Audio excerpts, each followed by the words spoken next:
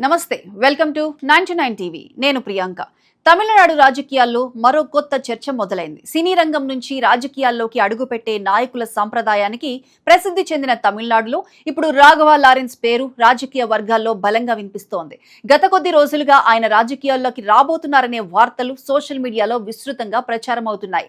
అయితే ఈ ప్రచారానికి మరింత బలం చేకూర్చింది స్వయంగా రాఘవ లారెన్స్ చేసిన ప్రకటన. తన జీవితంలో అత్యంత కీలకమైన నిర్ణయాన్ని జూన్ 11న వెల్లడిస్తానని ఆయన ప్రకటించడంతో ఒక్కసారిగా అందరి దృష్టి లారెన్స్ వైపు మళ్లింది. సాధారణంగా ఒక సినీ నటుడు కొత్త సినిమా ప్రకటించినప్పుడు వచ్చే ఆసక్తి కంటే రాఘవ లారెన్స్ ప్రకటనపై ఎక్కువ చర్చ జరగటం విశేషం. కారణం ఆయన చెప్పిన మాటల్లో రాజకీయ సంకేతాలు కనిపించడమే. తన జీవితంలో అత్యంత ముఖ్యమైన నిర్ణయం అని చెప్పడంతో అది సినిమా, సేవా కార్యక్రమం, కొత్త సంస్థ ప్రారంభం లేదంటే రాజకీయ ప్రవేశమా అనే చర్చ తమిళనాడు అంతటా మొదలైంది. ముఖ్యంగా సోషల్ మీడియా వేదికగా ఆయన తిరుచి ఈస్ట్ అసెంబ్లీ నియోజకవర్గ ఉప ఎన్నికలో పోటీ చేయబోతున్నారనే ప్రచారం పెద్ద ఎత్తున సాగుతోంది. అయితే అందరూ ఆసక్తిగా ఎదురు చూస్తున్న సమయంలో రాఘవ లారెన్స్ అనూహ్య నిర్ణయం తీసుకున్నారు. జూన్ 11న ప్రకటించాల్సిన తన నిర్ణయాన్ని వాయిదా వేస్తున్నట్లు ప్రకటించారు. ఈ ప్రకటన వెనుక ఉన్న కారణం మాత్రం రాజకీయాలకు సంబంధించింది కాదు.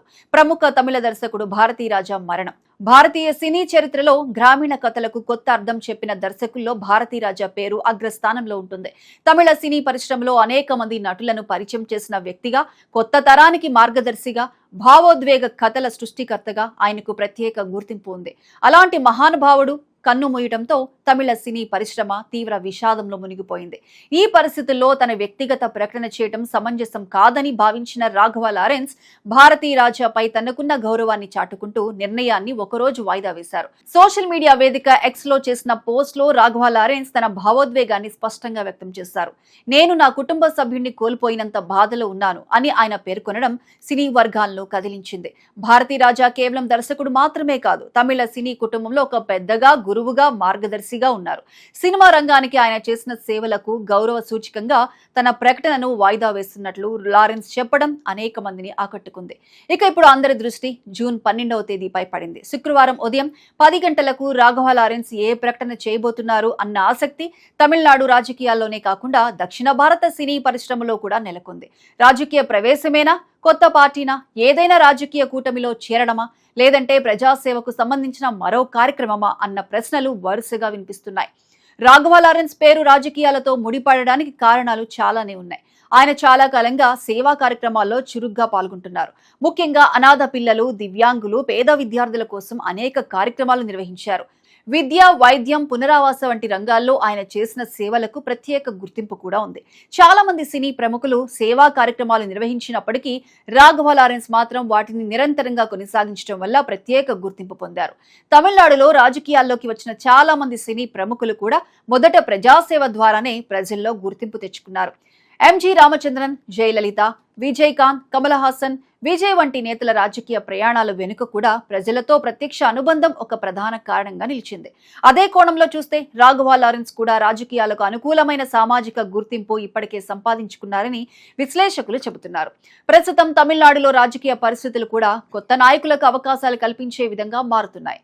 ద్రవిడ రాజకీయాల ఆధిపత్యం కొనసాగుతున్నప్పటికీ కొత్త ముఖాల కోసం యువతలో ఆసక్తి పెరుగుతోంది. సినీ రంగానికి చెందిన ప్రముఖులు రాజకీయ ప్రవేశంపై ఎప్పుడూ ప్రత్యేక చర్చ జరుగుతూనే ఉంటుంది. అలాంటి సమయంలో రాఘవ లారెన్స్ పేరు రాజకీయ రంగంలో వినిపించడం సహజంగానే ఆసక్తిని పెంచుతోంది. మరోవైపు తిరుచి ఈస్ట్ ఉప ఎన్నికలపై జరుగుతున్న ప్రచారం కూడా చర్చనీయాంశంగా మారింది. నిజంగానే ఆయన ఎన్నికల్లో పోటీ చేస్తారా, లేక అది కేవలం సోషల్ మీడియా ఊహాగానమేనా అనే అంశంపై ఇప్పటికీ స్పష్టత లేదు. ఎందుకంటే ఇప్పటి వరకు రాఘవ లారెన్స్ స్వయంగా రాజకీయాల్లోకి వస్తున్నట్లు ప్రకటించలేదు. ఆయన కేవలం ఒక ముఖ్యమైన నిర్ణయం ప్రకటిస్తానని మాత్రమే చెప్పారు. అందువల్ల రాజకీయ ప్రవేశంపై వస్తున్న వార్తలను ఇప్పటికిప్పుడు ధృవీకరించడం సాధ్యం కాదు.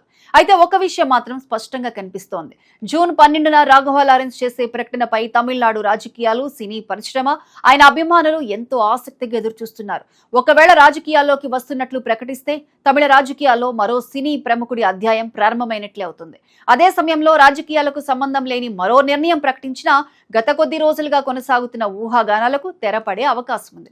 మొత్తానికి భారతీరాజా మరణం నేపథ్యంలో తన ప్రకటనను వాయిదా వేయడం ద్వారా రాఘవ లారెన్స్ తన గురువుల పట్ల ఉన్న గౌరవాన్ని మరోసారి చాటుకున్నారు. ఇప్పుడు ఆయన చెప్పబోయే ఆ జీవితంలో అత్యంత ముఖ్యమైన నిర్ణయం ఏమిటన్నదే తమిళనాడు రాజకీయాలు, సినీ పరిశ్రమ, అభిమానుల్లో ఉత్కంఠను పెంచుతోంది. రాఘవ లారెన్స్ రాజకీయాల్లోకి అడుగు పెడతారా? తిరుచి ఈస్ట్ ఉప ఎన్నికల్లో పోటీ చేస్తారా లేక అందరూ ఊహించని మరో నిర్ణయాన్ని ప్రకటిస్తారా అనే ప్రశ్నలకు సమాధానం కోసం ఇప్పుడు అందరి చూపు నిలిచింది.